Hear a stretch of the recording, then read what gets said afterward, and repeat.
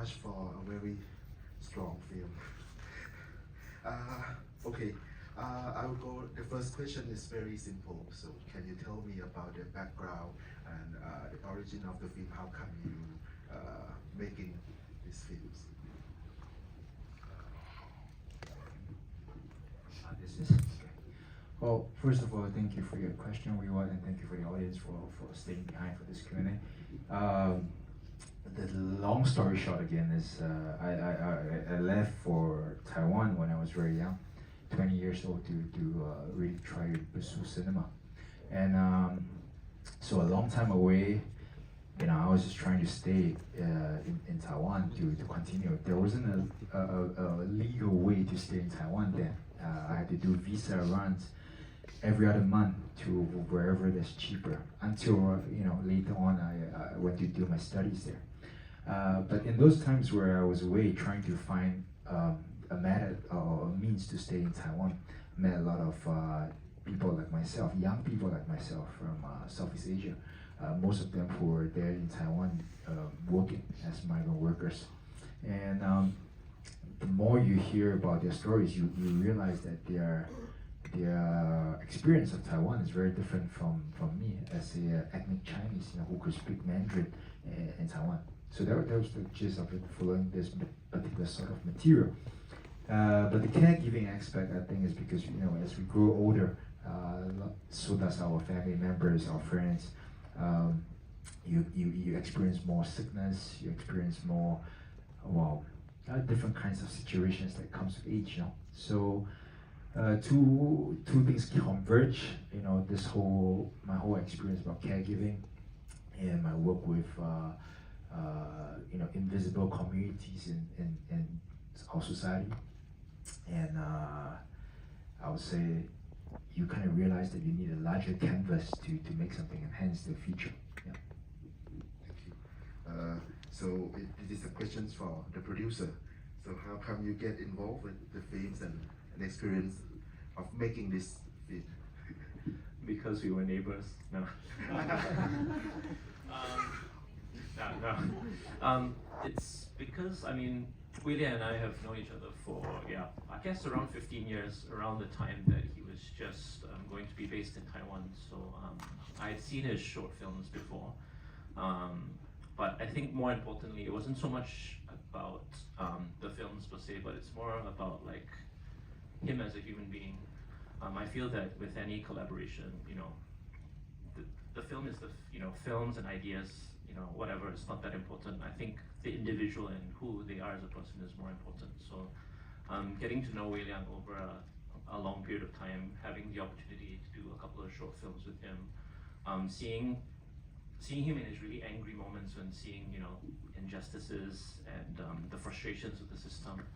I guess that's what led us to working together and hanging out at McDonald's. So there was a 24-hour McDonald's in between where we live in Singapore at the time, and we would go there to talk, and that's kind of where the story started to take shape in McDonald's, eating fries and nuggets. So you show as a co-directors. So can you share us about your experience of making this film? It's very challenging. Just as you saw it, every aspect of this is challenging. And Wei Liang is very, as a director, he's very specific and very demanding, honestly. It's just that. Thank you. So the next question is for Walok. So I've seen many films, many of your films, and this is the maybe my first experience to see you go so deep into a character. So I want to know how can you prepare yourself into a role and also the experience of shooting the film. Thank you for the question. For preparation, of course, I have to practice Chinese, which is I totally zero before. And the other thing, I have a conversation with Wei Liang a lot in almost every week to get to know what he want to deliver, to convey to the audience, what he thought. And for preparation, we had workshop and research with real migrant worker. So Okay. thank you, Nico. Okay. I understand that there are many migrants workers from various nationalities in Taiwan, also in Singapore. So why did you choose Thai migrants worker? When we first started writing, when I first started writing the script, I think right from the start, the character had to be Thai. Thai because you know it's a small nod to Taiwan's labor history, where you know in the late 1980s, beginning from the late 1980s, where they needed a lot of manpower for the very ambitious infrastructure projects they were about to start in Taiwan. Thailand was the first, country to really export labor over to Taiwan. So that's the first thing. Now the second one is that the presence of a Thai worker in Taiwanese cinema is actually, he's not a stranger in Taiwanese cinema. If you trace back to documentaries in the mid 1990s, for example, by my teacher, the director Li Daoming, with this film called Shattered Dreams. It was focusing on this group of Thai workers that they went on a strike in a electronic plant in Taiwan. And further, there's actually Banlok Bapit. He actually acted in a feature film in Taiwan also in 2005. I can't remember the English name, but it's for people who are interested. It's called 失入天堂. So there are so many instances of that, and I think for me, no other choice. It has to be Thai right from the start. Yeah. So this is my last question before I go back to the audiences. One of the things that struck me since I first watched it is the title of the film, Mongrel. So when I watch it and I rewatch it today, at the synopsis you might think it's about illegal migrant workers, but when I watch it, I think it's about the human conditions of a certain person, of a characters. So and I have a interpret on my own about the title Mongrel. It's like the Mongrel is like the kind of subhuman status of migrant workers, bedridden person, poor people in the film. So they have to gain their dignity, their moral, to be back into a human on their own. So can you please explain more about the titles? Well, for the English title, that's what we started with. First of all, I think if you look at it on a literal level, mongrels are everywhere, in the mountains of Taiwan. They either they have been abandoned or they're wild, and there's a certain kind of air that they carry with them. If you treat them well, they could look after your compound, and lots of people keep them, as custodians of their plantations or wherever. If you abuse them, they will just leave. If you look at them in the wild, you could see them traveling in a pack, or they could travel alone. So it's a very, very hardy, very there's a tenacity to survive that they have. But I would agree with you that it's not just about the migrant workers. It's actually about all these people that are living in the film in this particular part of Taiwan. When the infrastructure isn't there for local residents to be supported, by healthcare systems or other services, they get by. They don't depend on anybody. They don't. I mean, of course, they may grumble, why isn't the government doing this and that? But they just get by. And so I would say there's a diptych, like there's this mirroring of the invisible communities. One of the caregivers, migrant caregivers, one of the local residents, the care receivers. So, and I think above all, it might be more abstract, but none of us really came from where we come from, right? Neither me nor you nor everybody. We're in a time where the world is trying to tell us, you're a native, you're a transplant, but all of us are actually mongrels and hybrids. So I think that's that. It has no yeah, to me it's not degrading to recognize this aspect of us. Yeah. So I pass the questions and to the audiences. Please raise your hand.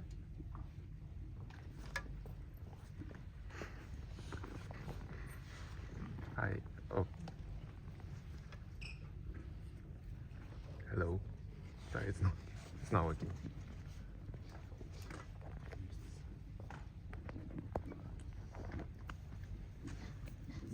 Hello. Sorry. Thank you for the film. Don't mind me recording. It's just for my like my note taking after the screening. It's my film school. So anyway, I got two questions. One is I noticed like how Om is wearing like earpods, but we don't really like hear what he's listening to. So I want to know what he's like listening to, and yeah, because like the film just recording like ambient noises and yeah, the caregiving process. Then the second one is like why the scene in the shower. It's like very awkward. Yeah, I just want to know your thought process behind it. Thank you. For the first question, what do you think? What he listen? As a character, he might listen some Thai song. Yeah, that's what I say. Yeah, just Thai song. It might be his favorite song. Yeah, from Thai. It might.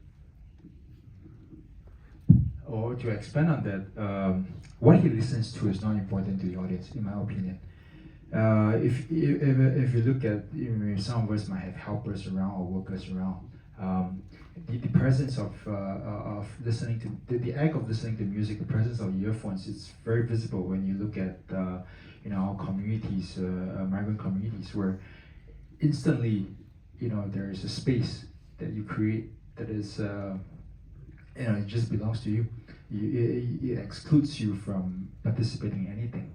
Whether he listens to anything, it's not really a big issue. Like in the case of all of us, when you go for a jog or you're on the commute back home, you put on your earphones, suddenly, instantly, you have a space, carved out for yourself. And I think that is something that's precious for a lot of us, not just migrant workers or caregivers. As for the second question, I think, why do you find it awkward? I don't know. I've not like. No. What's your reaction to it? That's interesting, no? I was like, why feature it? Like. Why do you need to see it? Is that what you mean? Yeah. Why do you need to okay. see it? I would say, for example, this when we meet with a lot of people with disabilities, right? And a lot of time we when we see them, when we talk to them, we interact with them, we're like, hey, you stay positive, hey, be healthy, we just like we do this context, right? We don't consider any other aspects that we find uncomfortable with.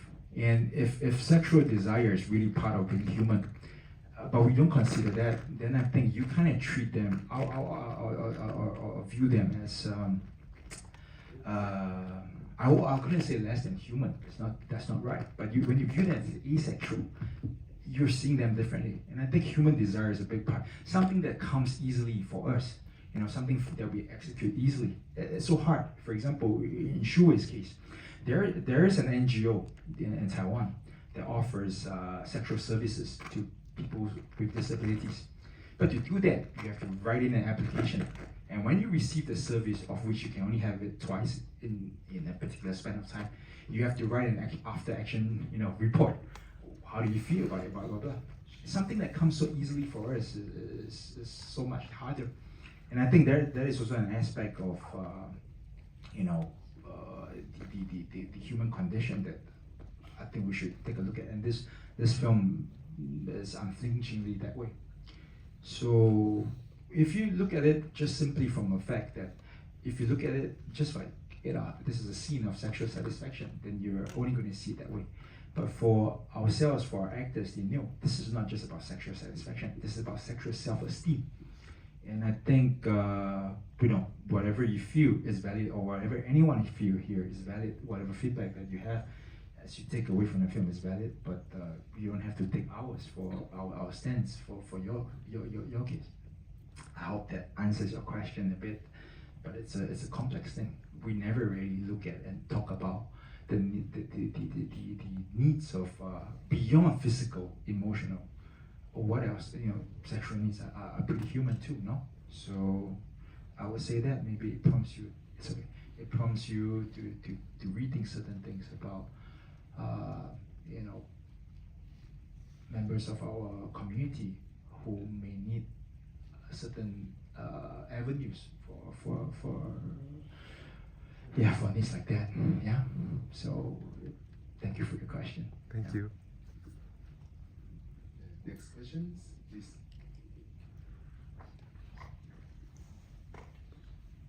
Hello, thank you for the film. Can you share more about the casting and directing process with Hui, specifically about the scene when he heard that it's going to be killed? Did you explain to him what's going on in the scene, so he will react to the scene, or did you just roll the camera and tell him something that he will cry for? Thank you. That's a very good question. Well, when we first started out, I think it was very important for us to cast a person with an actor with disability. I think for Shui, I mean, he was a non-actor before, but now he's a real actor. And besides the challenges, the physical challenges that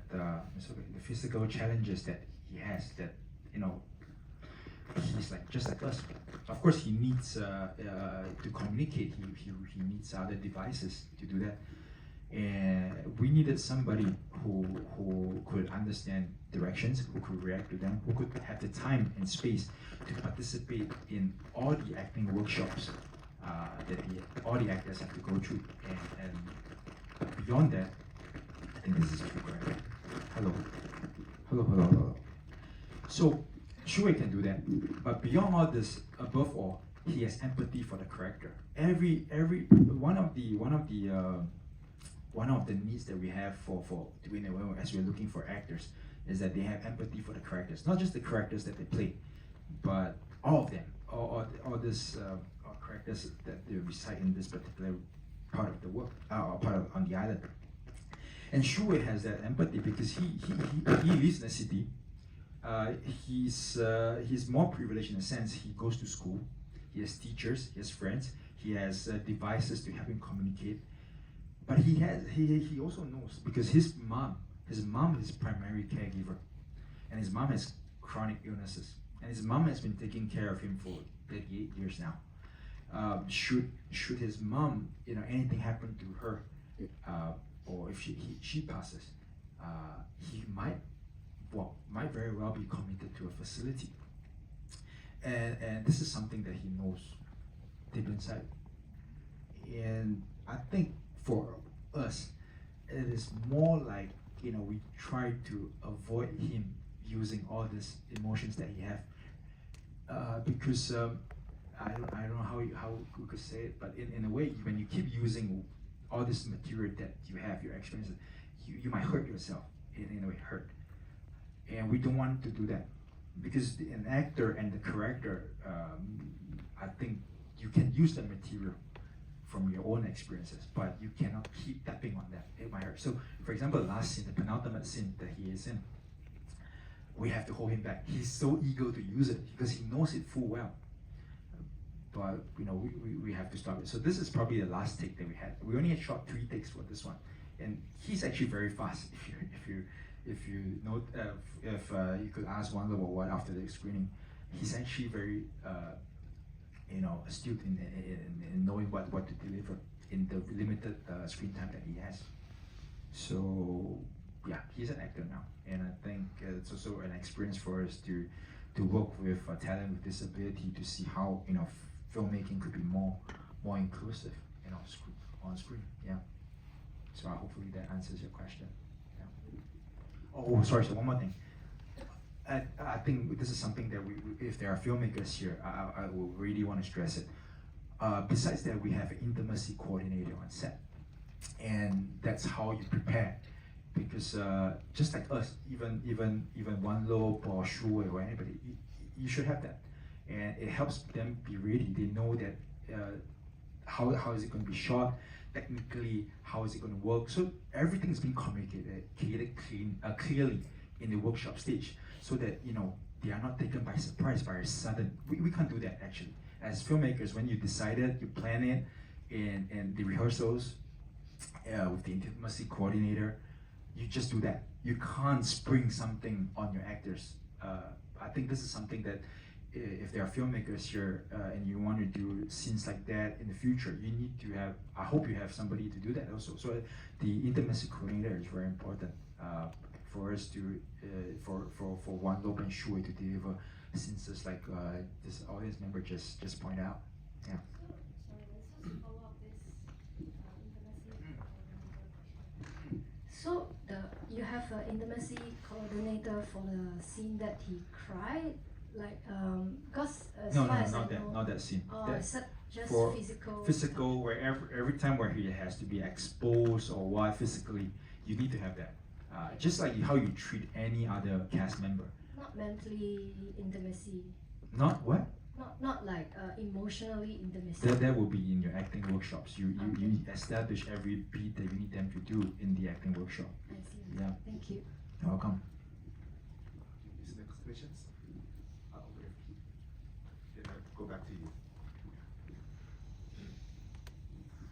Hello, thank you for making the film. Like you mentioned at the start of the screening, it was not an enjoyable experience to watch, but it was a beautiful one nonetheless. Maybe my questions are for One Lope and Yu Xiao. What are the challenges that you guys faced in making this film? I think maybe from the production side and the acting side. Yeah. Thank you for question. I would say every part, every scene, every takes, every cut is a very challenge for me. And I'm sure you already watched it. Yes. Yeah, it is the same for me, but then like for production, I think, or even like from the very beginning of the script to even production and post-production, even though it is very challenging, but then like we know what we are working on, and we have like a really great people alongside our like journey. So the most challenging for me is really when we making the film, and yeah, because we have like a really new crew. Like most of them are like first time working on the feature film, so like trying to make everyone be able to perform at their best. We have to try everything. So that was that. Thank you for the question.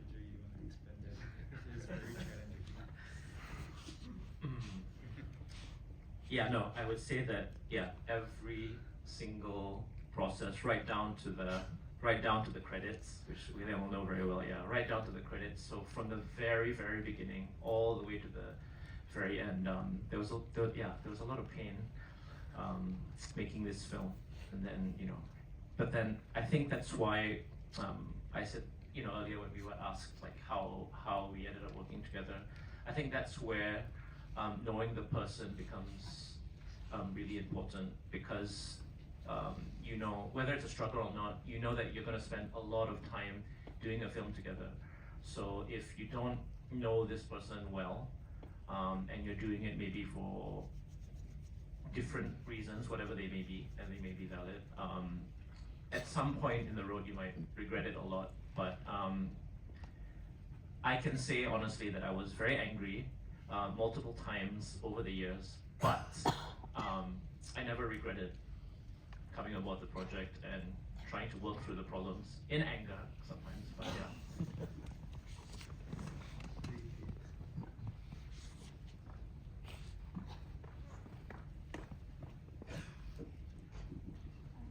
Hello, so I just wanted to ask, we noticed a lot of long static shots used in the film mostly, so I wanted to ask if there was like any motivation behind that instead of just cutting to the next shot quicker?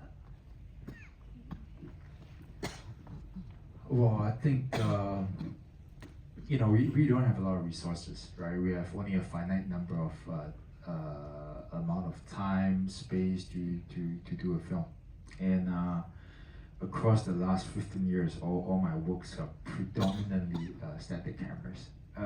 For me personally, what I feel is this thing: when you shoot longer takes, or what we call master shots, every shot is you are giving the space to your actors to perform. They are not performing just for the camera or the shot. They are really performing for the scene. So because for me personally, I think when you just perform for the camera, you're just performing for a certain beat that you want to extract. But I think I like, and I hope my actors like, the whole process.